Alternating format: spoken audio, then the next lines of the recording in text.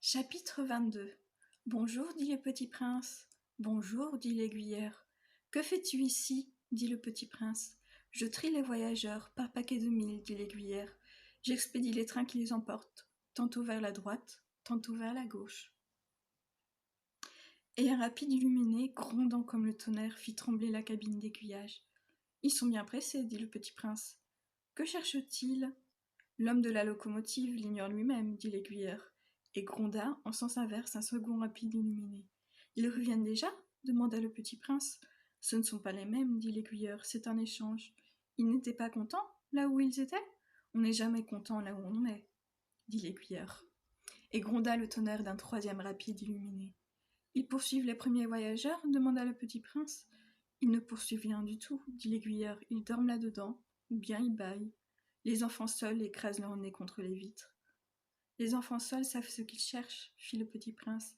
Ils perdent du temps pour une poupée de chiffon, et elle devient très importante, et si on la leur enlève, ils pleurent. Ils ont de la chance, dit l'aiguilleur. Bonjour, dit le petit prince. Bonjour, dit le marchand.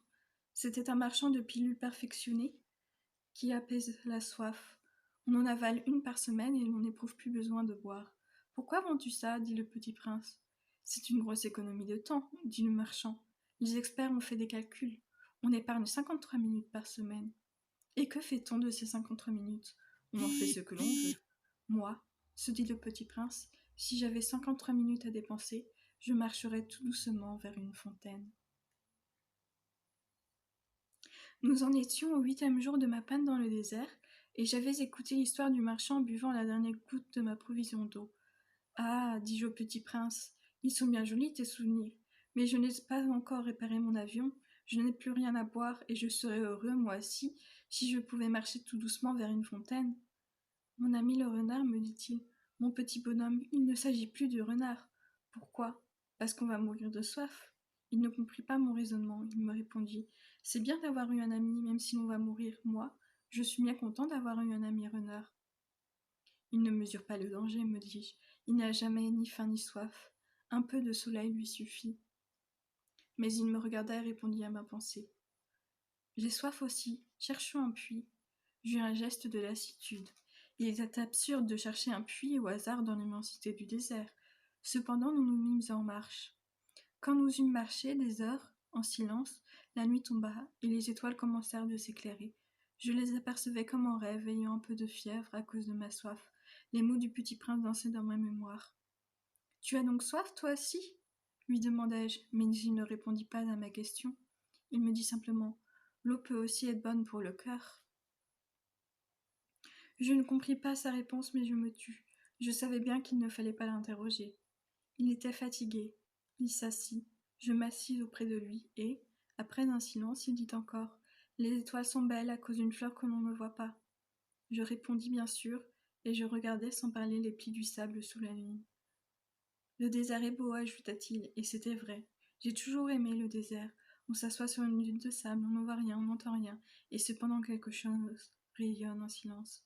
Ce qui embellit le désert, dit le petit prince, c'est qu'il cache un puits quelque part. » Je fus surpris de comprendre soudain ce mystérieux rayonnement du sable. Lorsque j'étais petit garçon, j'habitais une maison ancienne, et la légende racontait qu'un trésor y était enfui. Bien sûr, jamais personne n'a su le découvrir, ni peut-être même le chercher, mais il enchantait toute cette maison. Ma maison cachait un secret au fond de son cœur. Oui, dis-je au petit prince, qu'il s'agisse de la maison, des étoiles ou du désert, ce qui fait leur beauté est invisible. Je suis content, dit-il, que tu sois d'accord avec mon renard. Comme le petit prince s'endormait, je le pris dans mes bras et me remis en route. J'étais émue. Il me semblait porter un trésor fragile. Il me semblait même qu'il n'y eût rien de plus fragile sur la terre. Je regardais, à la lumière de la lune, ce front pâle, ses yeux clos, ses mèches de cheveux qui tremblaient au vent, et je me disais, ce que je vois là n'est qu'une écorce. Le plus important est invisible. Comme ses lèvres entr'ouvertes ébauchaient un demi-sourire, je me disais encore, ce qui m'émeut si fort de ce petit prince endormi, c'est sa fidélité pour une fleur, c'est l'image d'une rose qui rayonne en lui comme la flamme d'une lampe, même quand il dort. Et je le devinais plus fragile encore. Il faut bien protéger les lampes. Un coup de vent peut les éteindre. Et, marchant ainsi, je découvris le puits au lever du jour.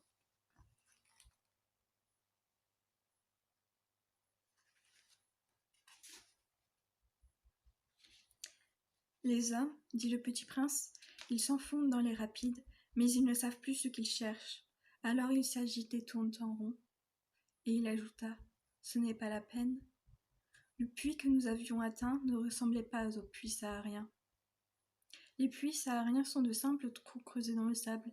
Celui-là ressemblait à un puits du village. Mais il n'y avait là aucun village, et je croyais rêver. C'est étrange, dis-je au petit prince. Tout est prêt, la poulie, le seau et la corde. Il rit, toucha la corde, fit jouer la poulie. Et la poulie gémit comme gémit une vieille girouette quand le vent a longtemps dormi. Tu entends, dit le petit prince, nos réveillons se puisent et ils chantent. Je ne voulais pas qu'il fît un effort. Laisse-moi faire, lui dis-je, c'est trop lourd pour toi. Longtemps j'y hissai le seau jusqu'à la margelle. Je l'y installai bien d'aplomb. Dans mes oreilles durait le chant de la poulie et, dans l'eau qui tremblait encore, je voyais trembler le soleil. J'ai soif de cette eau-là, dit le petit prince, donne-moi à boire. Et je compris ce qu'il avait cherché. Je soulevai le seau jusqu'à ses lèvres. Il but les yeux fermés. C'était doux comme une fête. Cette eau était bien autre chose qu'un aliment. Elle était née de la marche sous les étoiles, du chant de la poulie, de l'effort de mes bras. Elle était bonne pour le cœur, comme un cadeau.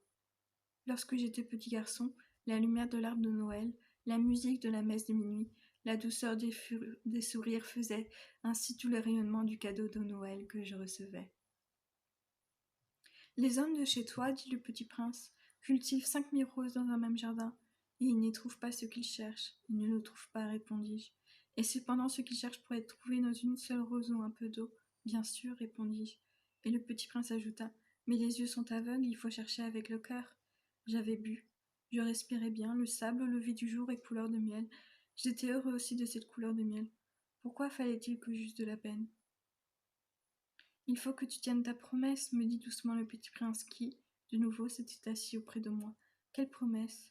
Tu sais, une muselière pour mon mouton, je suis responsable de cette fleur. Je sortis de ma poche mes ébauches de dessin. Le petit prince les aperçut et dit en riant. Tes baobabs, ils ressemblent un peu à des choux. Oh, moi qui étais si fière des baobabs. Ton renard, ses oreilles, elles ressemblent un peu à des cornes et elles sont trop longues. Et il rit encore. Tu es injuste, petit bonhomme. Je ne savais rien dessiner que les boas fermés et les boas ouverts. Oh, ça ira, dit-il. Les enfants savent. Je crayonnai donc une muselière, et j'eus le cœur serré en la lui donnant. Tu as des projets que j'ignore. Mais il ne me répondit pas, il me dit, tu sais, ma chute sur la terre, c'en sera demain l'anniversaire. Puis, après un silence, il dit encore, j'étais tombé tout près d'ici, et il rougit. Et de nouveau, sans comprendre pourquoi, j'éprouvai un chagrin bizarre. Cependant, une question me vint. Alors ce n'est pas par hasard que, le matin où je t'ai connu, il y a 8 jours, tu te prenais comme ça, tout seul, à 1000 milles de toutes les régions habitées, tu retournais vers le point de ta chute? Le petit prince rougit encore. Et j'ajoutai en hésitant, à cause peut-être de l'anniversaire? Le petit prince rougit de nouveau. Il ne répondait jamais aux questions, mais, quand on rougit, ça signifie oui, n'est-ce pas? Ah, lui dis-je, j'ai peur, mais il me répondit. Tu dois maintenant travailler, tu dois repartir vers ta machine. Je t'attends ici, reviens demain soir. Mais je n'étais pas rassurée. Je me souvenais du renard. On risque de pleurer un peu si l'on s'est laissé apprivoiser. Il y avait, à côté du puits, une ruine de vieux murs de pierre. Lorsque je revins de mon travail le lendemain soir, j'aperçus de loin mon petit prince assis là-haut, les jambes pendantes, et je l'entendis qui parlait. Tu ne t'en souviens donc pas? Disait-il, ce n'est pas tout à fait ici. Une autre voix lui répondit sans doute, puisqu'il répliqua. Si, c'est bien le jour, mais ce n'est pas ici l'endroit. Je poursuivis ma marche vers le mur. Je ne voyais ni n'entendais toujours personne. Pourtant le petit prince répliqua de nouveau. Bien sûr, tu verras où commence ma trace dans le sable. Tu n'as qu'à m'y attendre, j'y serai cette nuit. J'étais à 20 mètres du mur et je ne voyais toujours rien. Le petit prince dit encore après un long silence. Tu as du bon venin? Tu es sûr de ne pas me faire souffrir longtemps? Je fis halte, le cœur serré, mais je ne comprenais toujours pas. Maintenant, va-t'en, dit-il. Je veux redescendre.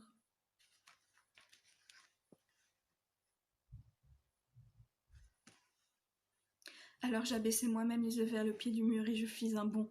Il était là, dressé vers le petit prince, un de ces serpents jaunes qui vous exécutent.